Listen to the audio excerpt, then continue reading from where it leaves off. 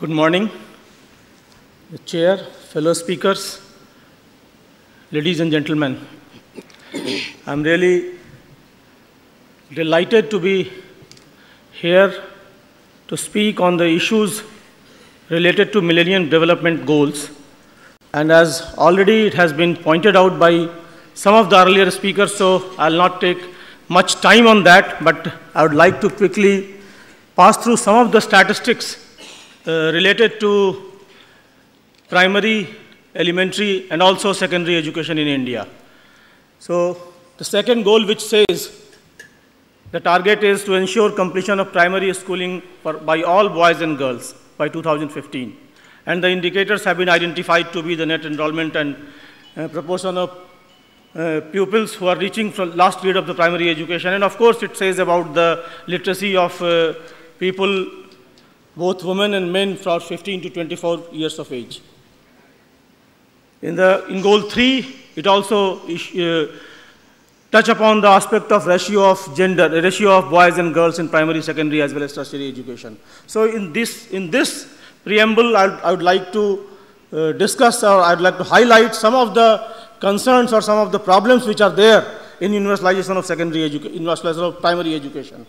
This is a small statistics which I want to point out, because India is a country which is having 2.4% of a land area and catering the requirement of 17.5% of the population of the world. So you can imagine the kind of gap in demand and supply in all sorts of resources is there.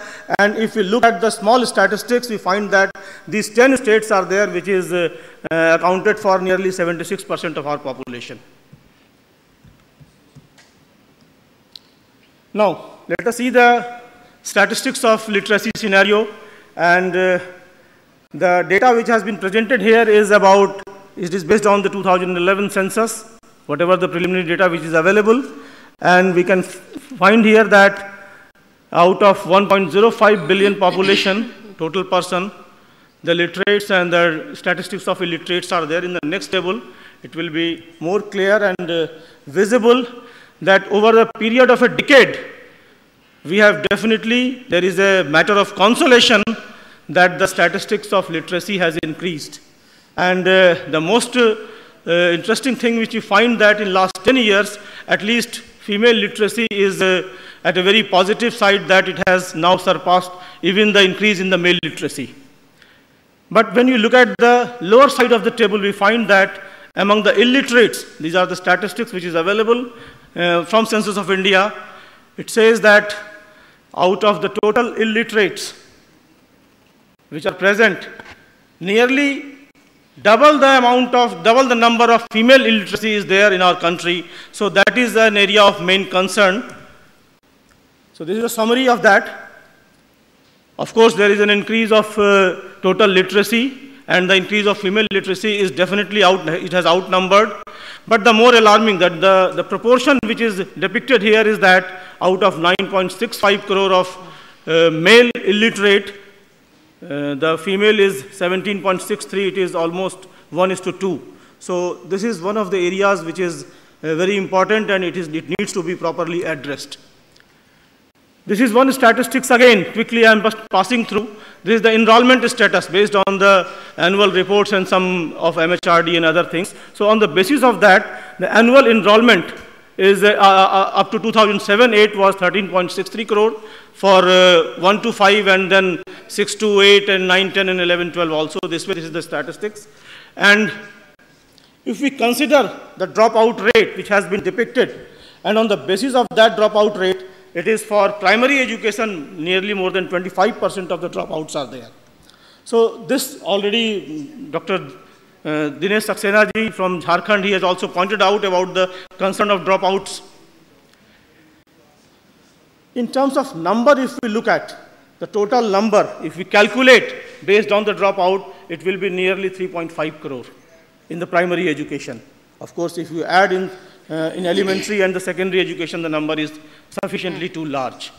And this is the status which shows the percentage of dropout in some of the important, some of the states of our country in which the highest dropouts are there at different stages.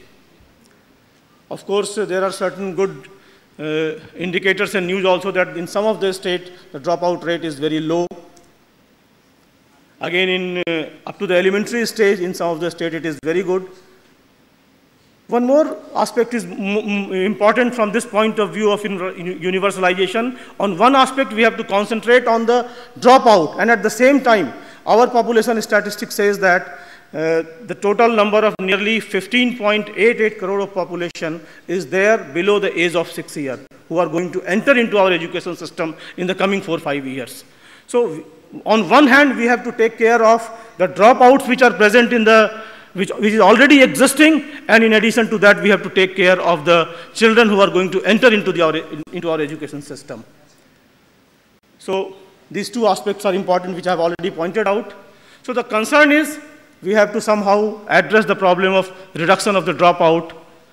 We have to address the issue of increasing access to school.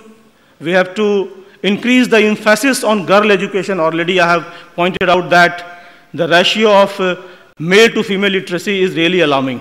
So that we have to, of course, there is a positive sign of increase, but still the ratio is very alarming if we look at the national picture. There has to be an emphasis on skill development also, and as it was pointed out by Mr. Sarman Jha, that it is literacy should not merely be simply reading the lines and counting the numbers. It is definitely something more. So we have to focus on the quality of education also. So that is one of the important concerns.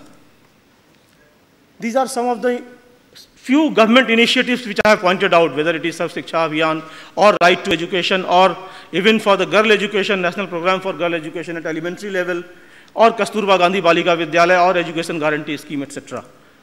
If you look at small statistics of all these, the target which RTE has set up, we are talking about a Millennium Development Goal to achieve universalization of primary education by 2015. This is a resolution, and we are a party to it, but the target which has been set by our ministry is that establishing neighboring school by 2013 March. School infrastructure also same, teacher-pupil ratio as per availability of teacher as per pupil-teacher ratio, again 2013 March, and training of the untrained teacher by 31st March 2015, which is, you can understand how we are going to achieve our target as far as universalization of primary education is concerned. Let us forget elementary and other aspects. So this statistic says that, or it raises a question whether we are going to achieve that goal based on all these planning which we are going to make. These are some of the figures about the budgetary allocation. This is a really